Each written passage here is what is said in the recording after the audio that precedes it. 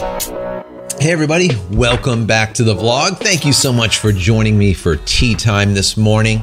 I appreciate all of you for being here. So today we're going to be talking a little bit more about Canon. I have an update for you on that EOS RP, and I wanted to give you this information. Obviously, we're getting close to the quote-unquote announcement. We're guesstimating it's going to be right around Valentine's Day, the 14th. So until then, we're just going to have to go on speculation, on rumors and things that are coming to light as of late. And there's a lot of new information that came out that is very, let's call it solid. So I want to kind of give you an update. Now, the last time we talked about the camera, in the last video, we said that most likely we'll have a 24 megapixel sensor.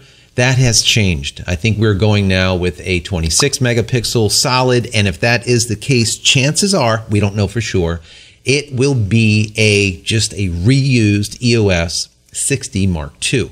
Am I happy about that? Not really. I would like to have seen something different. Supposedly it's 26.2 megapixels, this sensor. So that's what it is. Anyways, we're going to go down these specs. Some of this stuff is new, some of it is old. I'm going to try to tell you which ones are new and old, but we have to go through it so that we can have this discussion. Now, to start off, of course, we have dual pixel CMOS AF. They have to have that. It's in everything. That is their bread and butter. The Digix 8 processor will be in it. 5 frames per second is still the magic number as far as the speed of continuous shooting.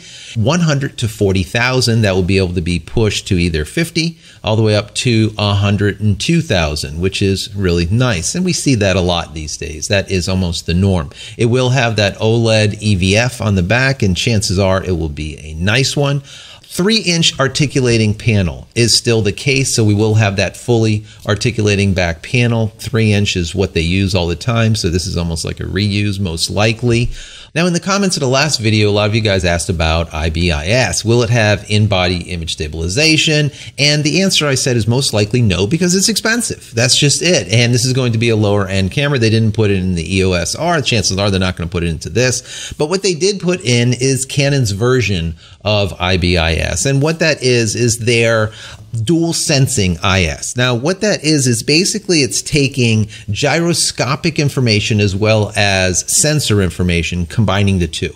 So it's getting information from the sensor and information from the lens. Now, remember, the lens has to be an image stabilized lens. That also means that those lenses are going to be more expensive and they're going to be heavier. That is just the way it is when it comes to IS glass. Now, we'll get into that a little bit more later, but just keep that in mind. They're saying that we'll get about 4 to 5 stops, maybe a little bit more than 5 stops worth of stabilization, which is good enough to me. But remember, you have to have that glass for it to work. Next, it does have DLO, which is their digital lens optimizer built in. So if you have an updated lens, which most likely you will, you'll be able to take your C-RAW or your regular RAW images into Canon's digital photo professional application and be able to do modifications to the RAW image, which is a little bit better than you would do normally. So you'll get a little bit sharper images. You can do a lot of other things, push-pull things a little bit differently. So it does have that DLO capability, let's say, in it. Now, as far as size, I want to give you a direct comparison between the EOS RP and the EOS R so you can see the difference. Now, the EOS RP's size is going to be 133 by 85 by 70 millimeters, whereas the R is 136 by 98 by 84 millimeters. So as you can see, it's slightly smaller than the EOS R. Now, weight. This is also important, okay? Now, the EOS RP is going to come in at about 485 grams, which is around, let's call it a pound, whereas the EOS RP is 660 grams, which is about a pound and a half. And you say, well, where is that pound and a half? Is the pound and a half like in batteries, or is the pound and a half in the body? Well, it's in both, really. Chances are this EOS RP is going to be some type of composite material. All right. Whereas the EOS R is a magnesium alloy body. So you have a weight difference there.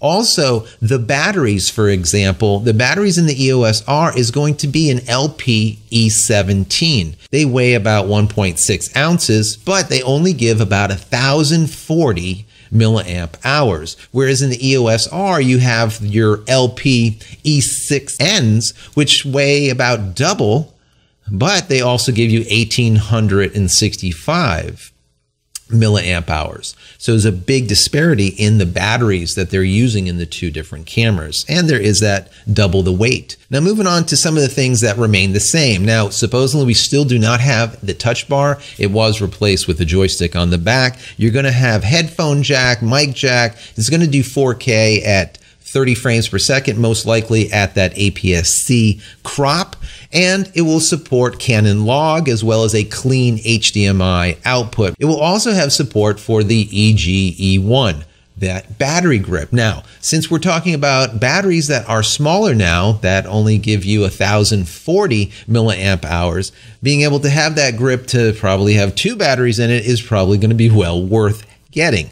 So it will be able to use that EG-E1, and most likely a lot of people will buy it. Now, as far as the kit, supposedly the kit is going to come with an RF 24-105 f4.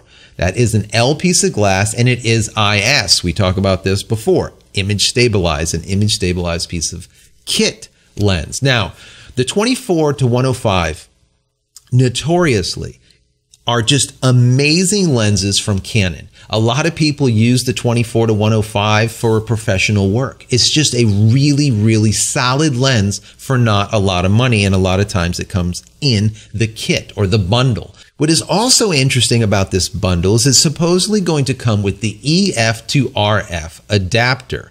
Now, that means all of your EF glass, you're going to be able to adapt to this camera, and it'll be right out of the box with that bundle. That is really cool. Remember, the MSRP on that adapter is like $200 from B&H. So by them throwing that in there, that is a big, big savings. Now, let me just give you some of my thoughts about what's going on here, because there was a lot. There's like 300 comments on the last video from yesterday. There was a lot of questions and things. I want to address some of them, but I want to do a live kind of broadcast for that. But for now, I just want to say this. I think that Canon's roadmap, or what makes these RP and the R, what makes them different, I think that I associate them with what they did with DSLRs. I think the Canon EOS RP is basically their Rebel model.